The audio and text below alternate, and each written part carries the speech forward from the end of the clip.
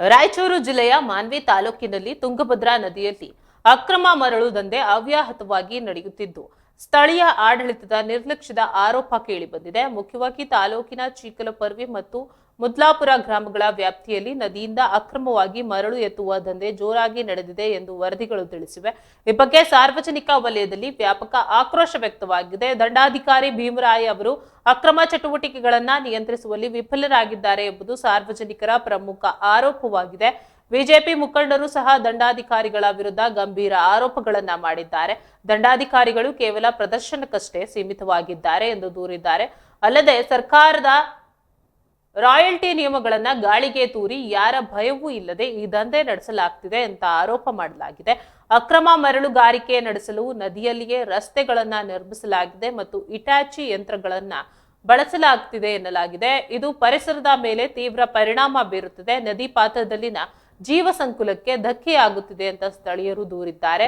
ವಕೀಲ ವಿಶ್ವನಾಥ ನಂದಿಹಾಳ ಅವರು ಮಾತನಾಡಿ, ಇಟಾಚಿ ಯಂತ್ರಗಳನ್ನ ಬಳಸಲು ಅನುಮತಿ ನೀಡಿದವರು ಯಾರು? ರಾಯಚೂರು ಜಿಲ್ಲಾಡಳಿತ ಈ ಬಗ್ಗೆ ಉತ್ತರಿಸಬೇಕು ಎಂದು ಆಗ್ರಹಿಸಿದ್ದಾರೆ.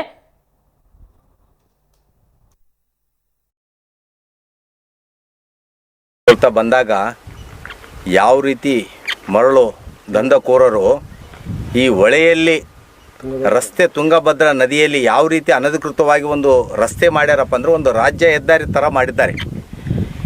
ಈ ನದಿ ಮಧ್ಯದಲ್ಲಿ ರಸ್ತೆ ಮಾಡ್ಬೇಕಪ್ಪ ಅಂದರೆ ಯಾವ ರೀತಿ ಮಾಡ್ಯಾರ, ಯಾರು ಪರವಾನಗಿ ಕೊಟ್ಟಾರ ಎಂಬುದ್ರ ಬಗ್ಗೆ ಮಾಹಿತಿ ಇಲ್ಲ.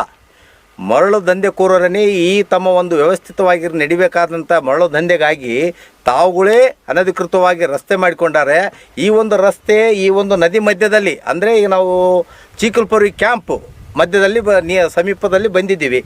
ಆ ಒಂದು ನದಿಯಲ್ಲಿ ಈ ಒಂದು JCB ಯಾವ ಕಾರಣಕ್ಕಾಗಿ ನಿಲ್ಲಿಸಿದ್ದಾರೆ ಎಂಬುದ್ರ ಬಗ್ಗೆ ತಹಸೀಲ್ದಾರ್ ಆದಂಥ ಭೀಮರಾಯ್ ಅವರೇ ಇದಕ್ಕೆ ಉತ್ತರ ಕೊಡಬೇಕು.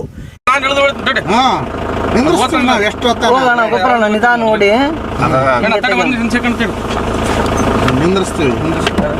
ಹೊಳೆ ಮಧ್ಯದಲ್ಲಿ ಅಂತ. ವಿಜಯನಗರ ಜಿಲ್ಲೆ